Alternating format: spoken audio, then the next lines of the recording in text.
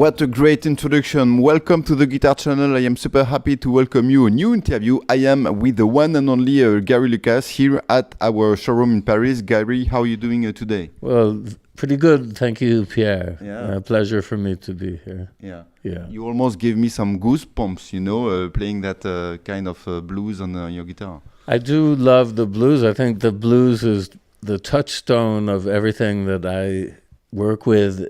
It could be classical music, Chinese music, all kind of music. Mm-hmm. I give it a bit of a blues inflection. Mm-hmm. That's my nature, I think. Let's start from the very beginning, Gary. What was your very first guitar? Oh boy, I don't know the brands, Yeah. but it was a terrible, horrible rented guitar provided by my father. I remember him coming to me. I was 9 years old at the time, and he said, "How would you like to play a musical instrument? How about the guitar?" So it seemed like a good idea. I agreed. And then he rented a guitar, I don't know from where, but I'm from Syracuse, New York. Mm-hmm.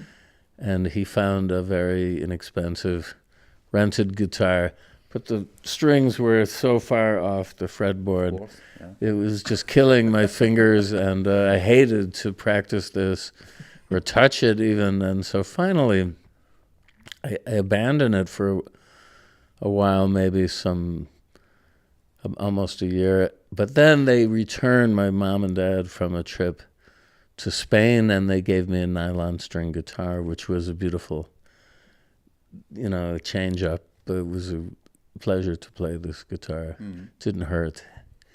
So I continued to play. Yeah. Yeah. What was the very first song you played on the guitar?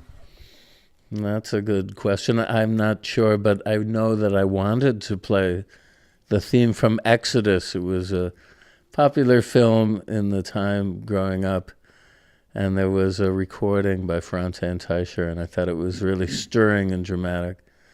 Maybe it was that, or also there was also a rock song called Dance with the Guitar Man by Duane Eddy. Cool title. Yeah, and so eventually I did learn how to play both those songs. Okay. Yeah. If you have to pick the main turning points in your career, what would they be? I'd say for me, hearing Captain Beefheart initially and being really impressed and then seeing him. And I thought, I've never heard or seen guitar played like this before. How are they doing this? I want to find out more. I'd like to be involved with this. And then... So it was way before you got involved with them? Yeah, I think I saw him in 1971, very early. Okay. His first show in New York City.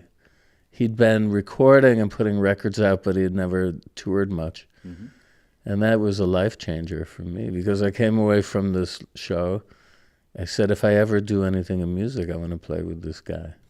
Nice. Yeah. And eventually it happened. Yeah. Well, I was persistent, and I met him.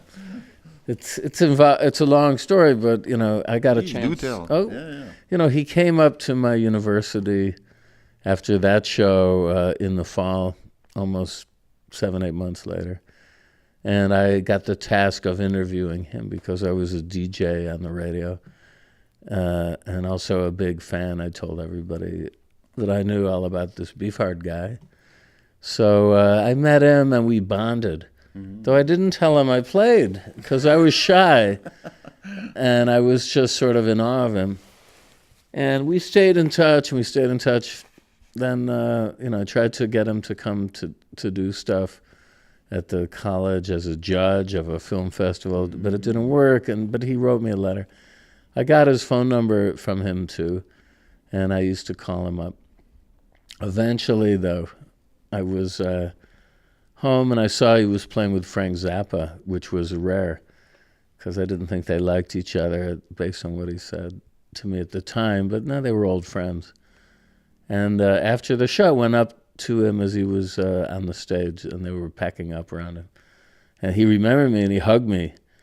And he said, let's go have ribs. Let's go have barbecue ribs. So in the middle of this dinner in the black ghetto of Syracuse in a guy's backyard, he had a rib operation going on after midnight.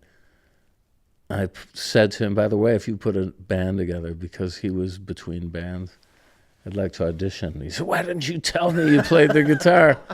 I said, well, I didn't think I was good enough, but I've been secretly studying up on your music. I think I can play some pieces. So he invited me up to Boston. He was playing with Zappa. A few days later, I took my Stratocaster up there. And that's how I eventually began to work with him. And how was the audition then? Was it a true audition, or you got the job beforehand some anyway? pieces. It was, I mean, I played with some of my pieces. I don't think I attempted to play his stuff. But he said, sure. And then he sent me some music. It took another year or two, but eventually it began and changed my life. Yeah. What do you take when you collaborate, when you work with such artists like that? And we are going to talk after that with other artists you work with. Yeah. What did I think? Yeah. Well, what I did was you take just, out of it, or with Beefheart, I took a lot because he had a whole way of looking at the world, and especially at the world of music. It was different. It was, I had a little classical background, and I played the French horn. So I could read music, and I played in ensemble bands and, the symphony orchestra of my schools. But Beefheart, it was totally, he saw everything in nature as potential music. If he heard a sound of, a horn on the street, a car honking or something, that was music. He could also then transmit it. He had a very peculiar methodology. He would sing it. He'd scat sing some of these ideas and say, learn that on the guitar. So we had to follow him around with tape recorders and try and make sense of these noises. Or he'd call you in the morning, 2 in the morning, and whistle. Hey, get your tape recorder and then listen to this. Learn that on the guitar. you go back to sleep, you wake up and say, well, what the hell am I going to do with that? Yeah, I know, but I mean, we were crazy disciples, so we did try and learn these things as best we could. And eventually, when we got together, he would further modify and sculpt this into music. He had, you know, fantastic ideas of how to make it. It was like a bricolage or something, you know. It was assembled and manicured sound. Yeah.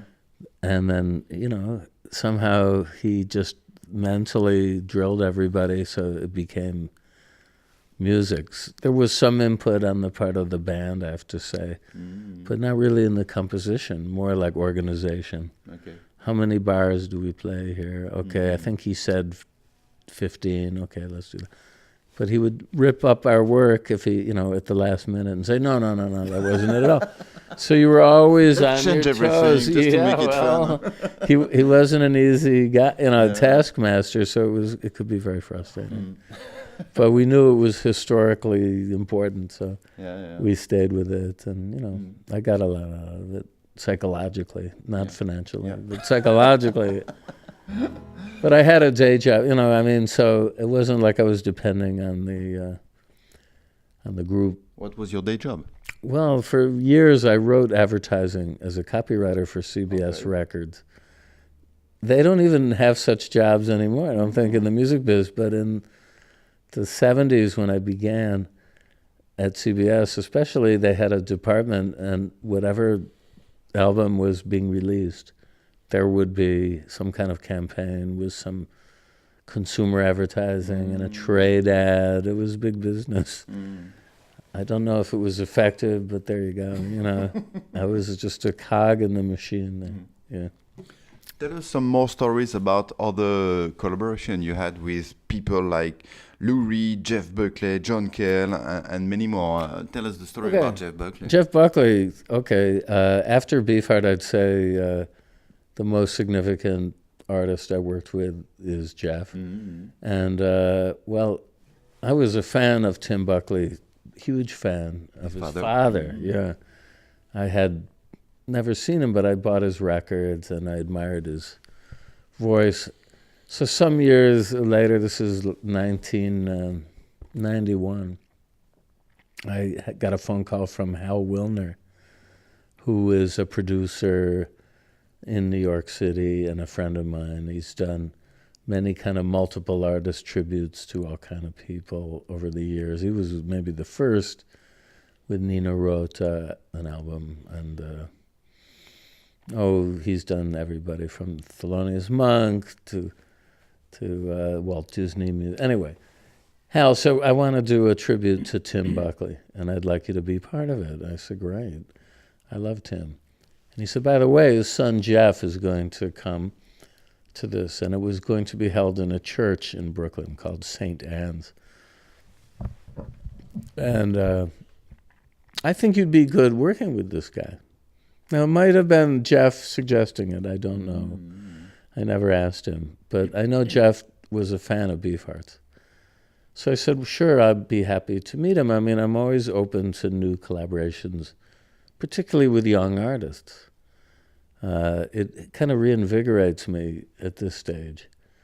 So I went and did a rehearsal down there a couple of days before the show at the church. And I had a singer at the time I was working with, so we did a number too. And in the meantime, Jeff was actually watching this in the back of the church, but I didn't see him. Mm-hmm. I was packing up my gear to go home when this finished, and this kid approached me right away. I said, this must be Jeff Buckley, because he looked just like Tim.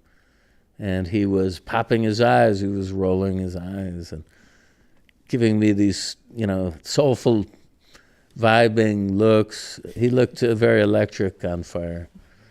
And he said, you're Gary Lucas, I love your guitar playing. I know you from Beefheart, and I read about you in Guitar Player, and I love what you were just playing now, and I want to work with you. So this was music to my ears, and I was really flattered. I said, well, great, Jeff, why don't we get together tomorrow, and here's where I live, and just come by. So he did the next day. And right away, we started to play one of his father's songs. And I handed him a microphone. I heard him sing. And I said, oh, my God, what a voice. Yeah. And how could you not be impressed? Mm. And when it was over, I said, Jeff, you're a star. You're absolutely amazing. You felt it right away that it was something special, yeah? Oh, yeah. You could hear it and see it. Mm-hmm. Mm-hmm. But he was kind of shy. He said, really, you think? And I said, yeah. I think he knew how good he was, yeah. But he was, coming from an environment where he wasn't getting the love he needed, or the support. And that's, he was from L.A. And, he told me some stories. People were putting him down at that time, like, Buckley, his father? Yeah, that's the only reason people are interested in you is because of your dad. Well, we jammed a blues right there that afternoon. I took him to lunch, and I was right away thinking, how can we work together? Mm. So we came back, and then we played. I have a tape, and it was really good, and he was just making it up, and I had a few riffs. Mm-hmm. And it just sounded great. So I said, I would like to, do more with you. And at that point, I was thinking, I have this band, Gods and Monsters. I'd had it for a few years. And actually, this is our 30th anniversary year, but I don't really run the band anymore, except maybe once a year. I kind of got fed up with subsidizing it. Bands can be fun, but if you're doing this for a living, and we never really had a mass following, it was difficult to get audience. Some great tours and good reviews, but nothing, earth-shaking with the public acceptance. So I'm not really involved in bands now. Anyway, at that point, I was thinking I needed a male lead singer. I wanted to do a harder rock sound, kind of like Led Zeppelin, with a singer. So right at our lunch, we were discussing our favorites, and Jimmy Page, Jeff Beck came up, particularly, I'm fans of that British school of rock guitar, and Clapton and Peter Green, people like that. and three groups were mentioned: Led Zeppelin, the Smiths, and the Doors. So Jeff said, "Yeah, those are my favorites too." Okay. So Those are our band favorite with groups. very charismatic singers. Singers and guitar heroes. So I said, "Well, let's do a band like that." And he said, "Okay, I'll be your singer." I love the name Gods and No big Monsters. deal. Yeah. He was gung ho. So, you know, that was really where it began. And I went off. He went back to LA where we had the tribute, and it was great. And he really shone, and people noticed him. But there was no follow up, you know. But he'd got some press attention, and so it was like a moment. And then, you know, I went off to play, and I had a deal at that point with CBS Sony. I had left my day job, and I was signed to Columbia Records. Maybe it was right before it became Sony, but right at that period of transition. And it wasn't working, and then they dropped the whole thing. That was another horrible story. But I called Jeff, and he said, "I'll be your singer." And we started to correspond, and then I wrote this music that became the foundation for Grace and Mojo Pin in about a week. So you These two started with the instrumentals. music, and it was a collaboration? Yeah, I started with the music, Yeah. and I sent him a cassette. This is before MP3s. This is Actual cassette? oh yeah, well that's how you did it. I mean, you know, it was snail remember mail, those, and I'm glad it didn't get lost in the mail. And so he said, "Okay, it's beautiful, and I'm working on it." And then he came to New York, and he said, "Okay, sit down, start playing that."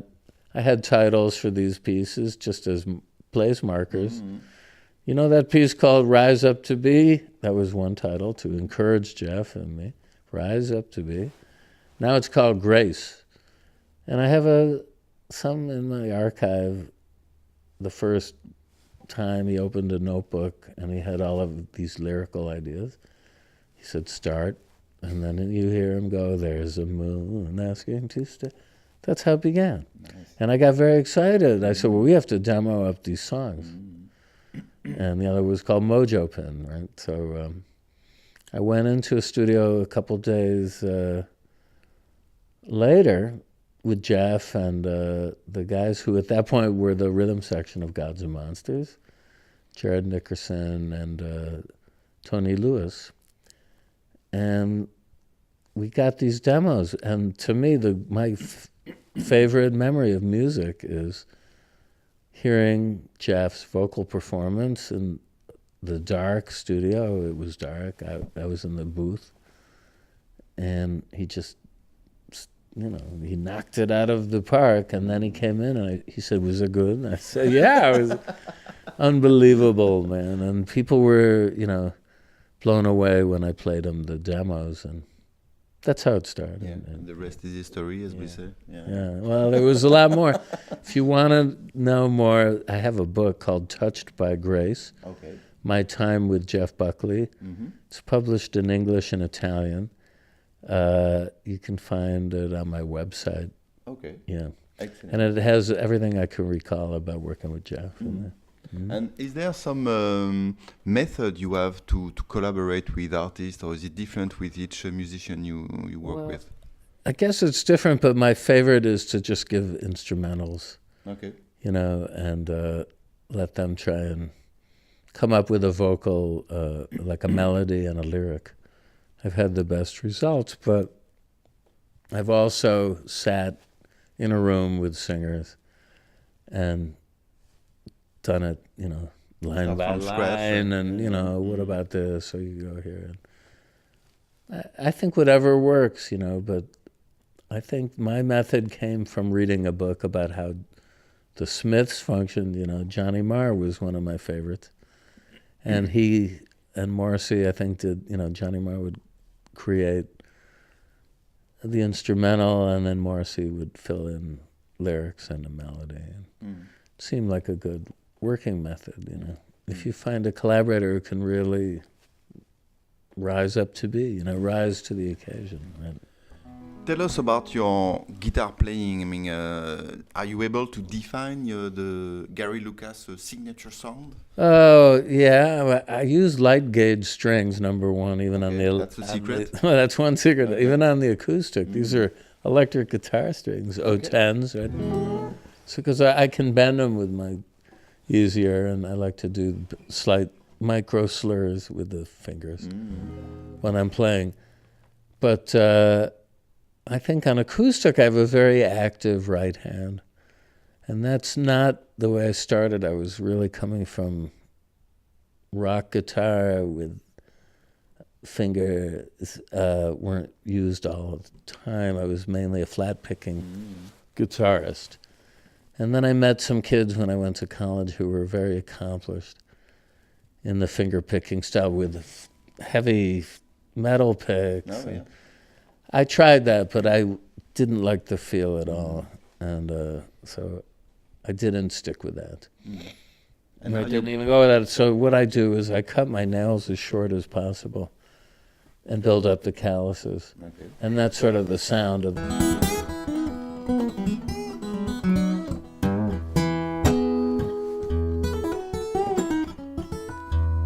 open tunings. I use tons of open tunings. Always in open tuning? Not always, but I mean, there's some that have worked well for me. Like a lot of the Grace and Mojo Pen are both in drop D, for instance. And you are here in open E. Open totally. E, yeah. I did a film score at the Cinémathèque Française, and it's the Wedding March, the film, a silent movie by von Stroheim, Erich von Stroheim from 1928. So, okay, it's called The Wedding March. I thought I need to get that, you know.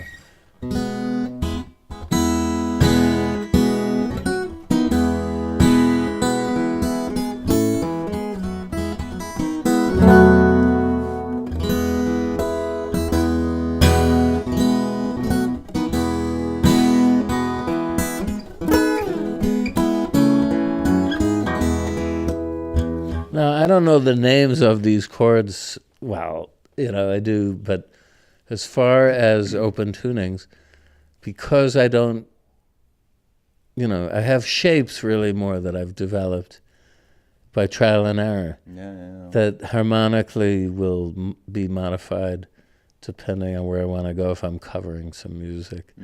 And I think those droning strings in these chords like...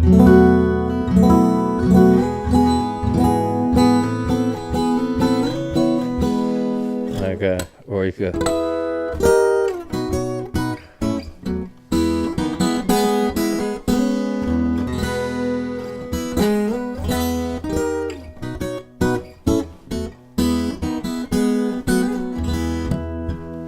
It's incredible because even though you are playing in open tuning, it doesn't sound that bluesy. So you are able to transcend the open tuning stuff? Yeah, you know, I mean, it's... but depending on what kind of accents I give it, I can make it bluesier. You know, it's like...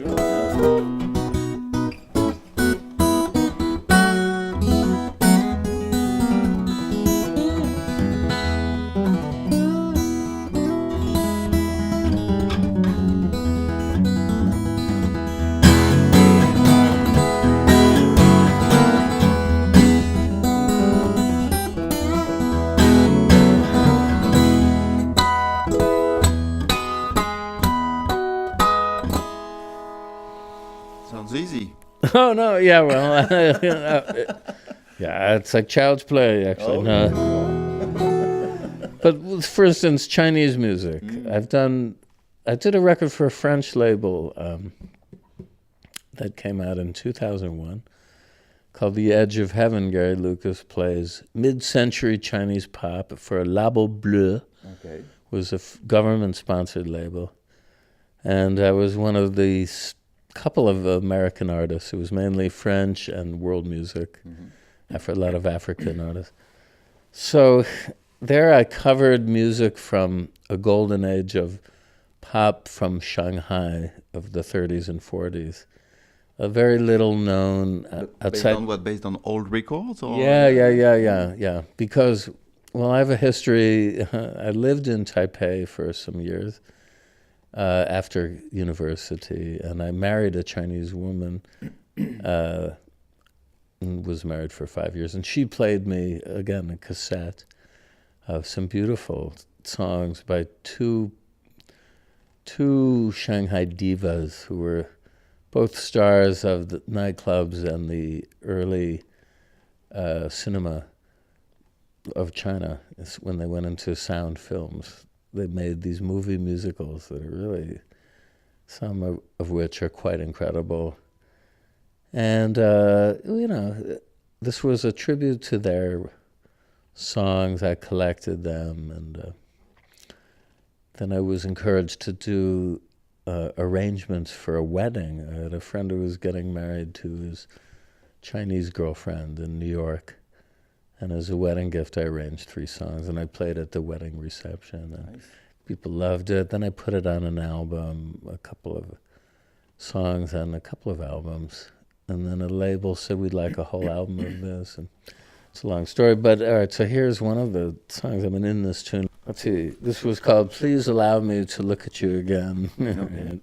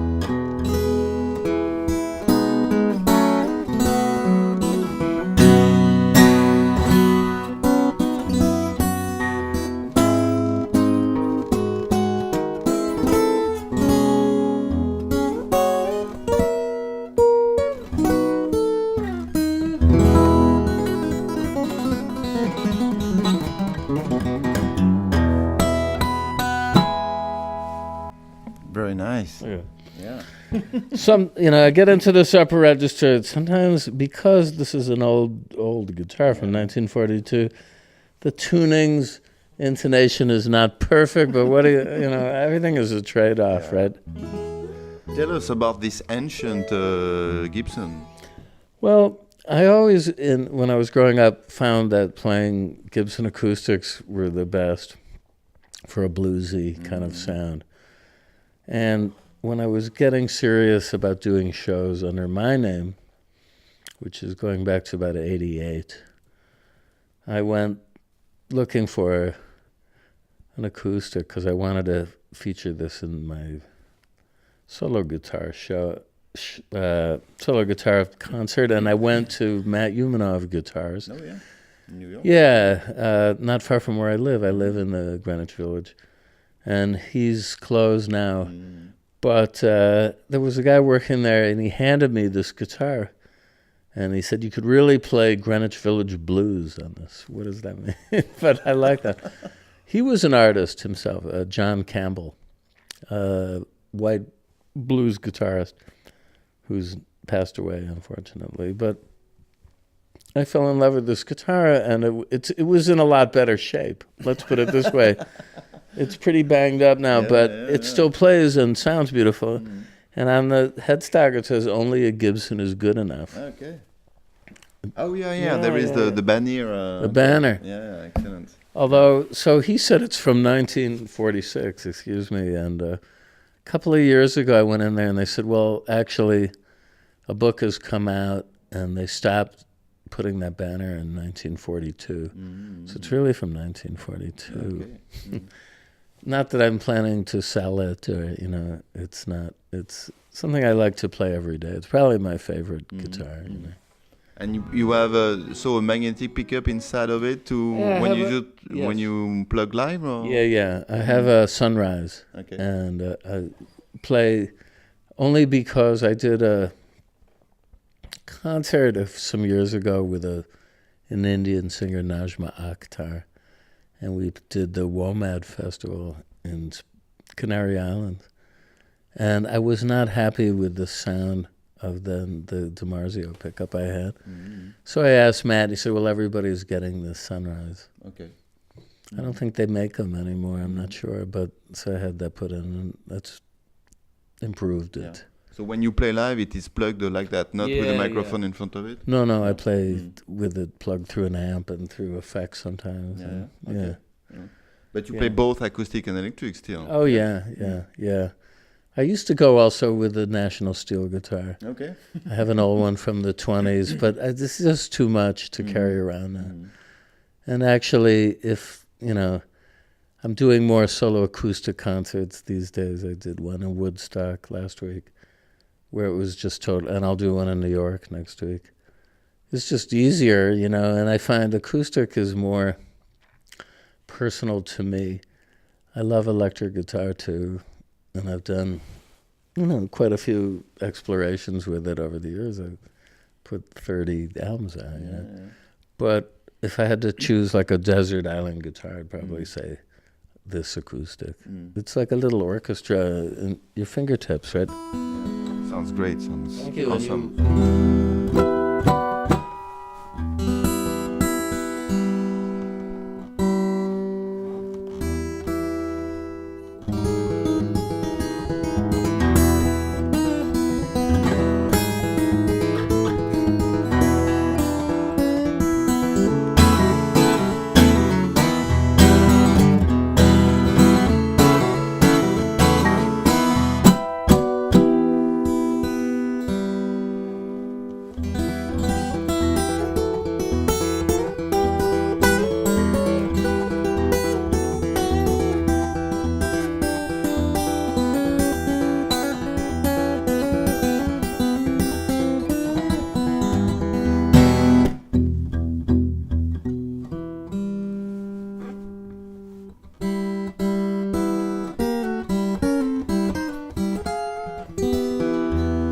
Minor tunings. This is another trademark of mine.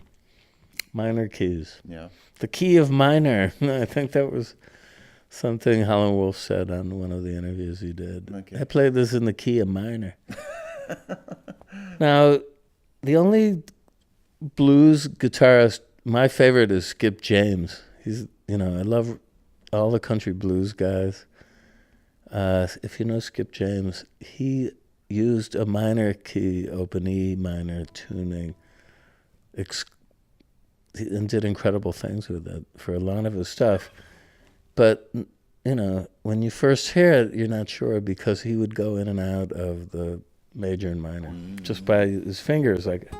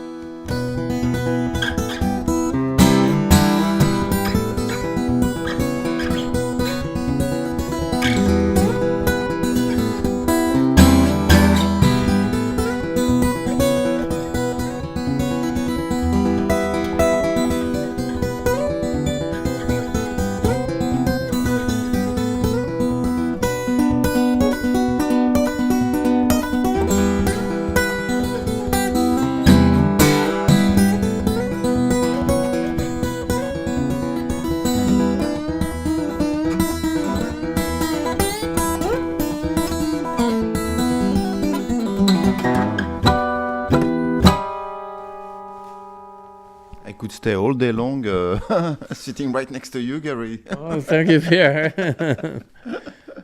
Listen, I love to play guitar, and for people, yes. And anyway, but I've labored, I think, in the shadow of people like Jeff and Captain Beefheart for a long time. I'm always doing tributes. I mean, though sometimes not even my idea. Now I'm playing in a club Saturday, and they build it as a tribute to Beefheart and Buckley. But that was not even done with my knowledge. Okay. But that's what people probably know me for. But I've put out 30 plus albums of all kinds of music, you know, mainly through indie labels. And so some of them don't even exist anymore. But there's a lot of it on Spotify, you know, YouTube. If you're interested, seek it out. And yeah, hope to be able to continue to do this, you know. And tell us, for 2019, what are your very own projects you want to talk about? Well, I've recorded a record of all of the songs I wrote with Jeff Buckley, with an Italian singer named Davide Combusti, who is also known as the Nero. He's going to be at the show on Saturday. Also a keyboardist who is the producer of the record, Francesco Arpino. So I hope that this will come out in the fall. This is the 25th anniversary of the Grace album. And this is sort of my contribution, my gift to the fans, because, you know, 5 of these songs were never released anywhere, except on bootlegs, I guess. So, you know, look out for that. And I hope to get a best of Gary Lucas album out that would draw on all the 30 albums I put out to date. Yeah. The best of, you know, a lot of Gods and Monsters tracks, some unreleased things, some collaborations with people like Alan Vega. And yeah, that would give, you know, a young person especially who doesn't know my work an overview. Because, you know, I've had a long career as a recording and performing artist. And, you know, hope to, you know, continue to do it until I can't do it anymore physically. Yeah, but so. Gary, thank you very much for coming here to our showroom in Paris, and I hope next time we meet it will be when I will be in New York City, so great. you will walk me around and we will do another interview, okay? I would love we'll do that? Okay, sure, you got it. Thank you very much, Gary. Bye-bye. Bye.